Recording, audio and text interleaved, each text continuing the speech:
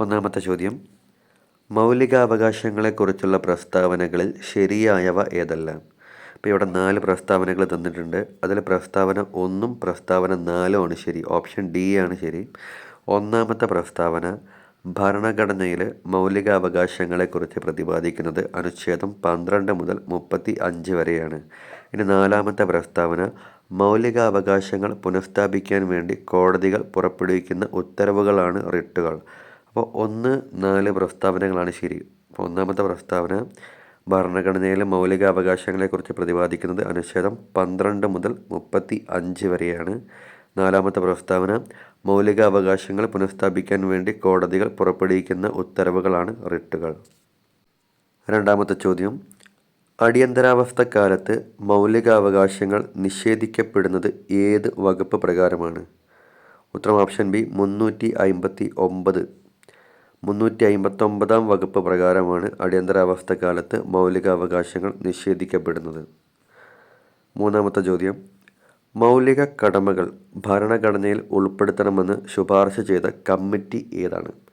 ഉത്തരം option A Swaran Singh കമ്മിറ്റിയാണ്. അപ്പോൾ സ്വരൺ സിംഗ് കമ്മിറ്റിയാണ് മൗലിക കടമകൾ ഭരണഘടനയിൽ ഉൾപ്പെടുത്തണമെന്ന് ശുപാർശ ചെയ്ത കമ്മിറ്റി.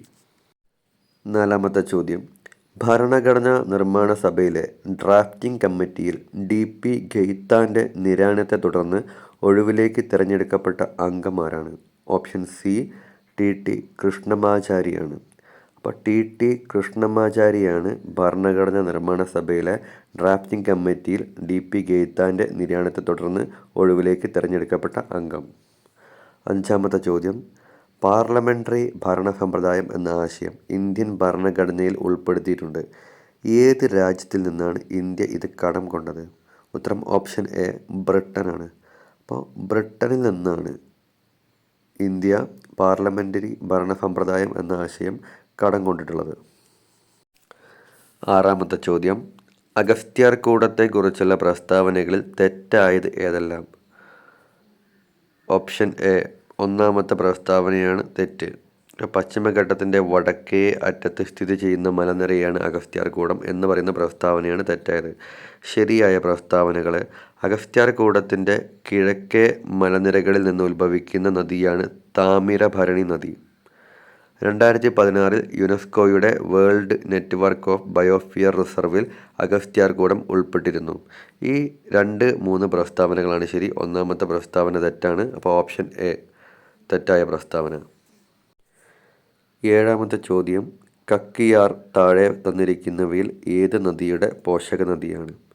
ഉത്തരം ഓപ്ഷൻ സി പമ്പ. അപ്പം പമ്പയുടെ പോഷക നദിയാണ് കക്കിയാർ. എട്ടാമത്തെ ചോദ്യം, കേരളത്തിലെ ഏറ്റവും തെക്കേ അറ്റത്തുള്ള നദിയാണ്? Option A Neyyar. അപ്പം നെയ്യാറാണ് കേരളത്തിലെ ഏറ്റവും തെക്കേ അറ്റത്തുള്ള നദി. ഒമ്പതാമത്തെ ചോദ്യം, കേരളത്തിലെ പ്രധാന വെള്ളച്ചാട്ടങ്ങളും അവ സ്ഥിതി ചെയ്യുന്ന ജില്ലകളും ചുവടെ നൽകിയിരിക്കുന്നു. ഇവയിൽ തെറ്റായ ജോഡി ഏതാണ്? ഇതിൽ തെറ്റായത് ഓപ്ഷൻ ഡി ആട്യൻപാറ കണ്ണൂർ എന്ന് പറയുന്നതാണ് തെറ്റായ ജോഡി. ആട്യൻപാറ ശരിക്ക് മലപ്പുറത്താണ്. അപ്പോൾ ശരിയായത് തുഷാരഗിരി കോഴിക്കോട് ശരിയാണ്. മങ്കയം തിരുവനന്തപുരം ശരിയാണ്. അരുവിക്കുഴി കോട്ടയം ഇതും ശരിയാണ്. അപ്പോൾ ഓപ്ഷൻ എ ബി സി ശരിയാണ്. ഡി തെറ്റാണ്. ആട്യൻപാറ കണ്ണൂർ എന്ന് പറയുന്ന പ്രസ്താവന തെറ്റാണ്. അപ്പോൾ ആട്യൻപാറ സ്ഥിതി ചെയ്യുന്നത് മലപ്പുറത്താണ്. പത്താമത്തെ ചോദ്യം, വടക്ക് കിഴക്കൻ മൺസൂൺ എന്നറിയപ്പെടുന്ന കാലാവസ്ഥ? ഓപ്ഷൻ ബി തുലാവർഷമാണ്. അപ്പോൾ തുലാവർഷമാണ് വടക്ക് കിഴക്കൻ മൺസൂൺ എന്നറിയപ്പെടുന്നത്. കേരളത്തിലെ ഏറ്റവും കൂടുതൽ കാണപ്പെടുന്ന മണ്ണാണ് ലാറ്ററൈറ്റ് മണ്ണ്. ഓപ്ഷൻ സി ലാറ്ററൈറ്റ് മണ്ണ്. 12ാമത്തെ ചോദ്യം, ഇന്ദിര പ്രിയദർശിനി വൃക്ഷമിത്ര അവാർഡ് 2007 ലഭിച്ച കേരളത്തിലെ പദ്ധതി ഏതാണ്? ഉത്തരം ഓപ്ഷൻ എ എൻ്റെ മരം പദ്ധതിയാണ്. ഇന്ദിര പ്രിയദർശിനി വൃക്ഷമിത്ര അവാർഡ് 2007 ലഭിച്ച കേരളത്തിലെ പദ്ധതിയാണ് എൻ്റെ മരം പദ്ധതി. 13ാമത്തെ ചോദ്യം, പറമ്പിക്കുളം വന്യജീവി സങ്കേതത്തെ കടുവ സംരക്ഷണ കേന്ദ്രമായി പ്രഖ്യാപിച്ച വർഷം ഏതാണ്? ഉത്തരം ഓപ്ഷൻ സി 2010 ആണ്. 2010 പറമ്പിക്കുളം വന്യജീവി സങ്കേതത്തെ കടുവ സംരക്ഷണ കേന്ദ്രമായിട്ട് പ്രഖ്യാപിച്ച വർഷം. 14ാമത്തെ ചോദ്യം, കേരളത്തിൽ ഓറഞ്ച് കൃഷിക്ക് പ്രസിദ്ധമായ പാലക്കാട് ജില്ലയിലെ പ്രദേശം ഏതാണ്? ഉത്തരം ഓപ്ഷൻ ഡി നെല്ലിയാമ്പതിയാണ്. അപ്പം നെല്ലിയാമ്പതിയാണ് കേരളത്തിൽ ഓറഞ്ച് കൃഷിക്ക് പ്രസിദ്ധമായ പാലക്കാട് ജില്ലയിലെ പ്രദേശം. 15ാമത്തെ ചോദ്യം, നാളികേര വികസന ബോർഡിൻ്റെ ആസ്ഥാനം എവിടെയാണ്? ഉത്തരം ഓപ്ഷൻ സി കൊച്ചിയാണ്. കൊച്ചിയിലാണ് നാളികേര വികസന ബോർഡിൻ്റെ ആസ്ഥാനം. 16ാമത്തെ ചോദ്യം, 2023 ദ്രോണാചാര്യ അവാർഡിലെ ലൈഫ് ടൈം കാറ്റഗറിയിൽ പുരസ്കാരം നേടിയ മലയാളി ആരാണ്? ഉത്തരം ഓപ്ഷൻ എ ഭാസ്കരൻ ഇ ആണ്. അപ്പോൾ ഭാസ്കരൻ ഇ ആണ് 2023 ദ്രോണാചാര്യ അവാർഡിലെ ലൈഫ് ടൈം കാറ്റഗറി പുരസ്കാരം നേടിയ മലയാളി. 17ാമത്തെ ചോദ്യം, 2023 കേന്ദ്ര സാഹിത്യ അക്കാദമി പുരസ്കാരം മലയാള വിഭാഗത്തിൽ ലഭിച്ചത് ഇ.വി. രാമകൃഷ്ണനാണ്. അദ്ദേഹത്തെ ഈ പുരസ്കാരത്തിന് അർഹനാക്കിയ കൃതി ഏതാണ്? ഉത്തരം ഓപ്ഷൻ ബി മലയാള നോവലിൻ്റെ ദേശകാലങ്ങൾ. അപ്പോൾ 2023 കേന്ദ്ര സാഹിത്യ അക്കാദമി പുരസ്കാരം മലയാള വിഭാഗത്തിൽ ലഭിച്ചത് ഇ.വി. രാമകൃഷ്ണനാണ്. അദ്ദേഹത്തെ ഈ പുരസ്കാരത്തിന് അർഹനാക്കിയ കൃതിയാണ് മലയാള നോവലിൻ്റെ ദേശകാലങ്ങൾ.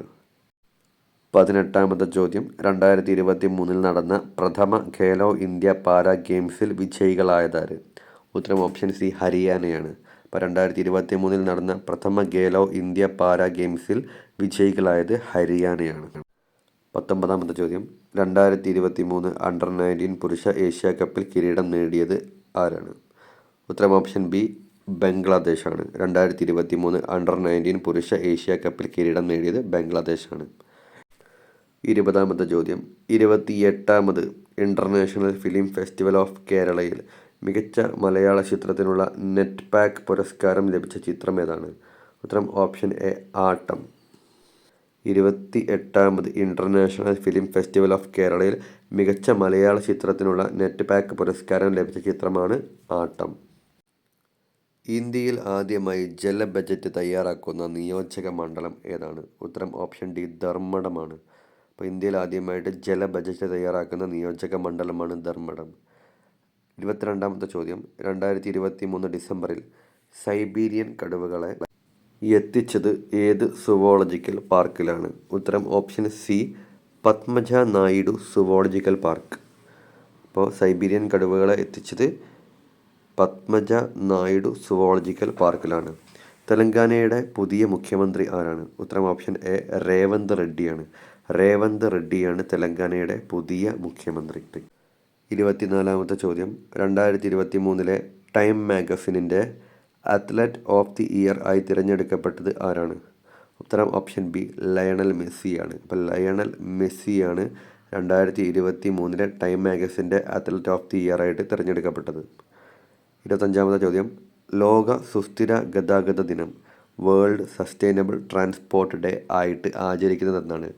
നവംബർ 26 നവംബർ 26 ലോക സുസ്ഥിര ഗതാഗത ദിനം അഥവാ വേൾഡ് സസ്റ്റൈനബിൾ ട്രാൻസ്പോർട്ട് ഡേ ആയിട്ട് ആചരിക്കുന്നത്. 26ാമത്തെ ചോദ്യം, രക്തം കട്ടപിടിക്കാൻ സഹായിക്കുന്ന രക്തകോശം ഏതാണ്? ഉത്തരം ഓപ്ഷൻ എ പ്ലേറ്റ്ലെറ്റുകളാണ്. അപ്പോൾ രക്തം കട്ടപിടിക്കാൻ സഹായിക്കുന്ന രക്തകോശങ്ങളാണ് പ്ലേറ്റ്ലെറ്റുകൾ.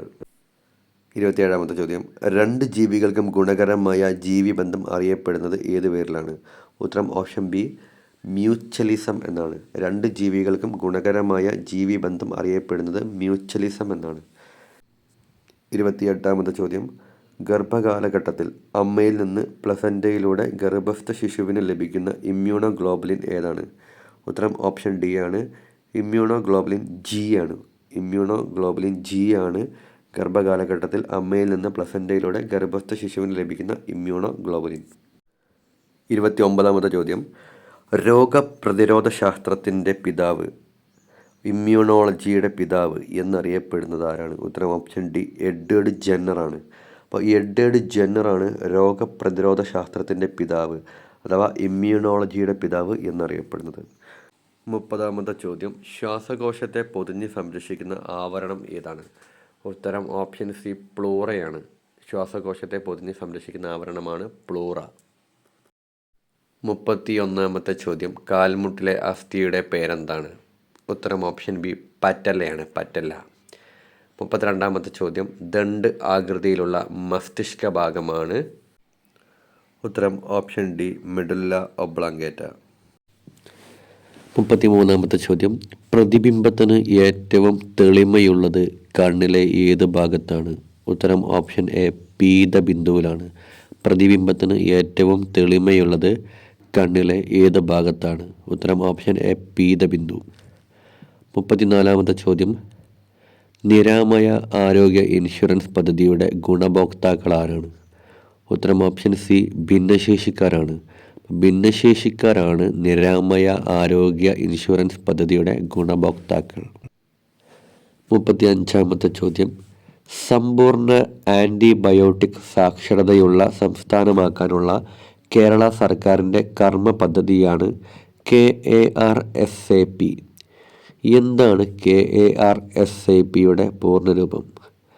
ഉത്തരം option A Kerala antimicrobial resistance strategic action plan. Kerala antimicrobial resistance strategic action plan. 36-ാമത്തെ ചോദ്യം, പ്രാതിനിധ്യ മൂലകങ്ങളുമായി ബന്ധപ്പെട്ട ശരിയായ പ്രസ്താവനകൾ തിരഞ്ഞെടുക്കുക. അപ്പോൾ ഇതിൽ പ്രസ്താവന 1ഉം 2ഉം ആണ് ശരി. ഓപ്ഷൻ സി ആണ് ശരി.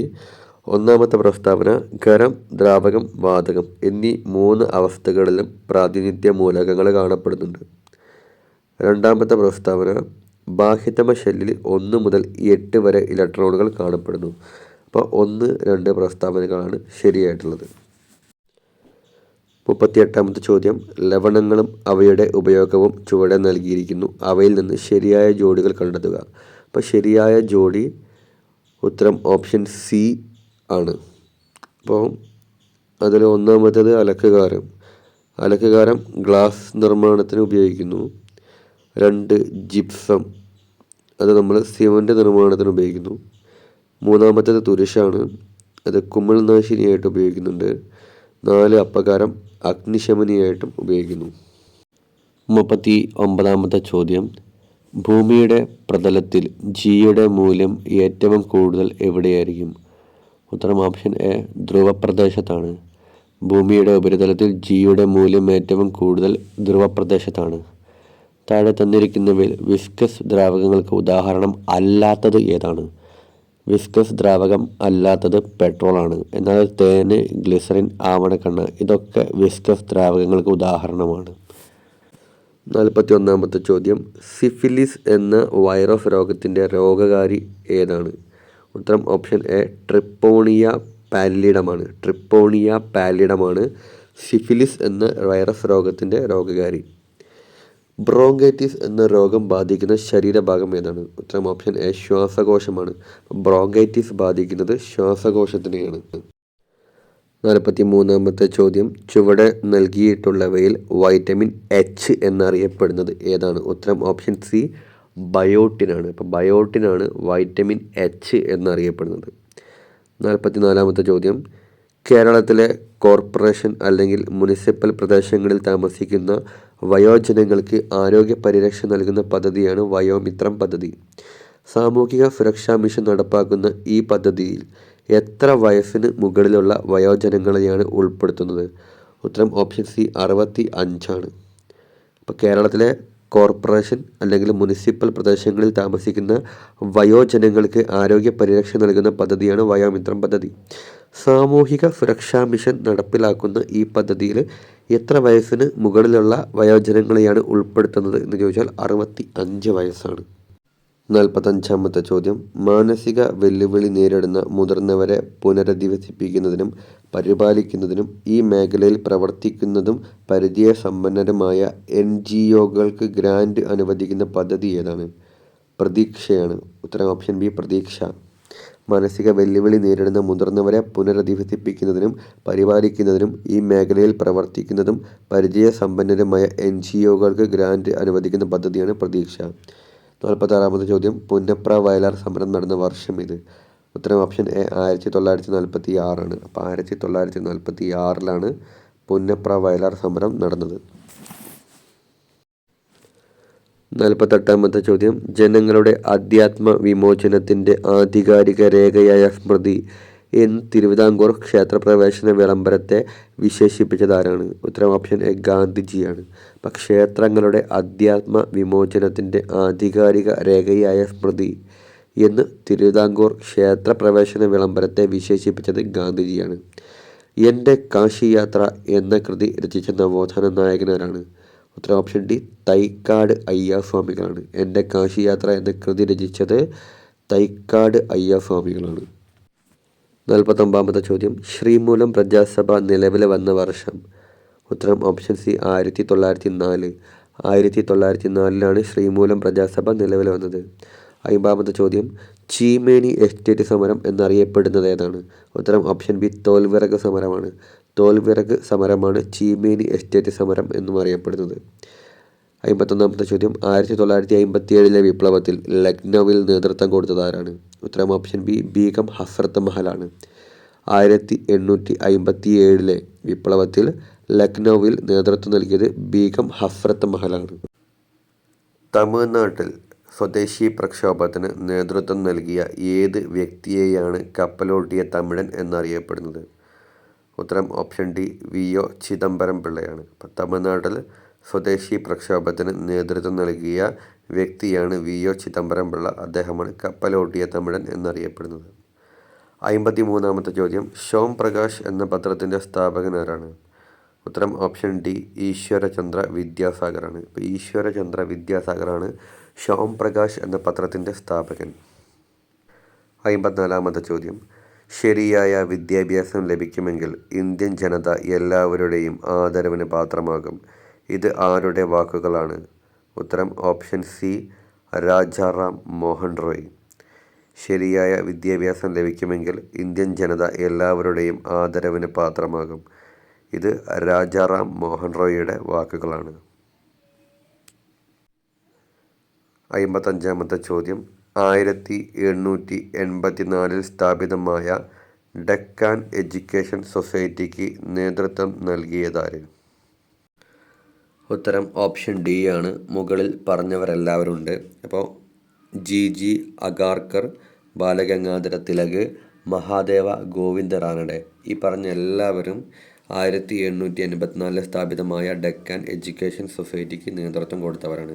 ജി അഗാർക്കർ, ബാലഗംഗാധര തിലക്, പിന്നെ മഹാദേവ ഗോവിന്ദ റാനഡെ, ഇവരെല്ലാവരും നേതൃത്വം കൊടുത്ത ആളുകളാണ്.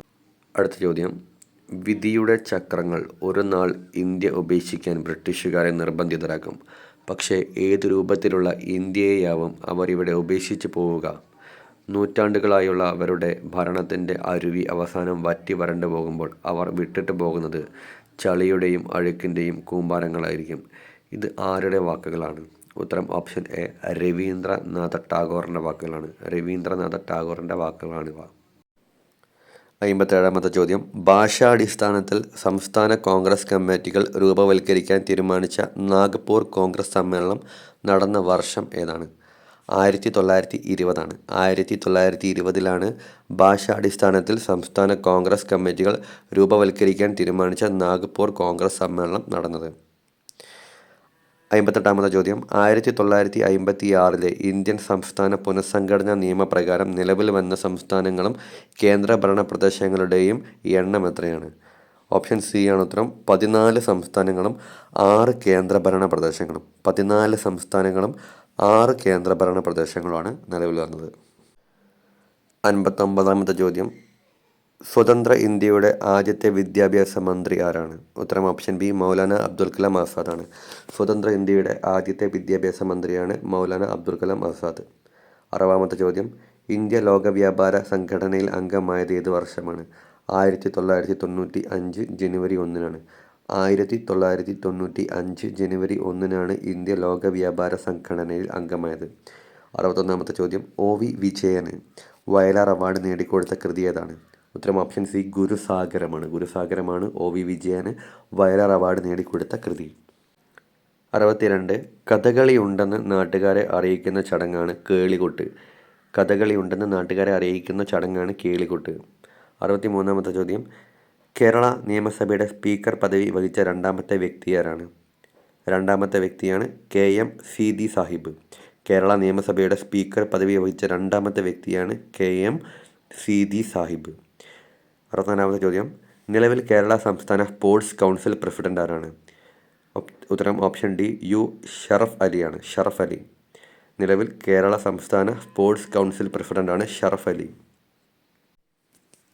65ാമത്തെ ചോദ്യം, എത്ര തവണ കേരളം സന്തോഷ് ട്രോഫി കിരീടം നേടിയിട്ടുണ്ട്? ഉത്തരം ഓപ്ഷൻ ബി 7 തവണയാണ് കേരളം സന്തോഷ് ട്രോഫി കിരീടം നേടിയത്.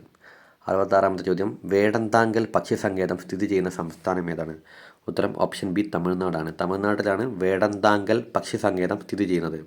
67ാമത്തെ ചോദ്യം, ഇന്ത്യയിലെ ഏറ്റവും വലിയ നദീതടമുള്ള നദി ഏതാണ്? ഉത്തരം ഓപ്ഷൻ സി ഗംഗയാണ്. ഗംഗയാണ് ഇന്ത്യയിലെ ഏറ്റവും വലിയ നദീതടമുള്ള നദി. 68ാമത്തെ ചോദ്യം, താഴെ തന്നിരിക്കുന്നവയിൽ ഖാരിഫ് വിളകളിൽ ഉൾപ്പെടാത്ത വിള ഏതാണ്? ഉത്തരം ഓപ്ഷൻ സി കടുകാണ്. കടുകാണ് ഖാരിഫ് വിളകളിൽ ഉൾപ്പെടാത്ത വിള. എന്നാൽ ഖാരിഫ് വിളകളിൽ ഉൾപ്പെടുന്നത് പരുത്തി, ചണം, കരിമ്പ്. ഇതെല്ലാം ഖാരിഫ് വിളകളാണ്. ഉൾപ്പെടാത്തത് കടുക്.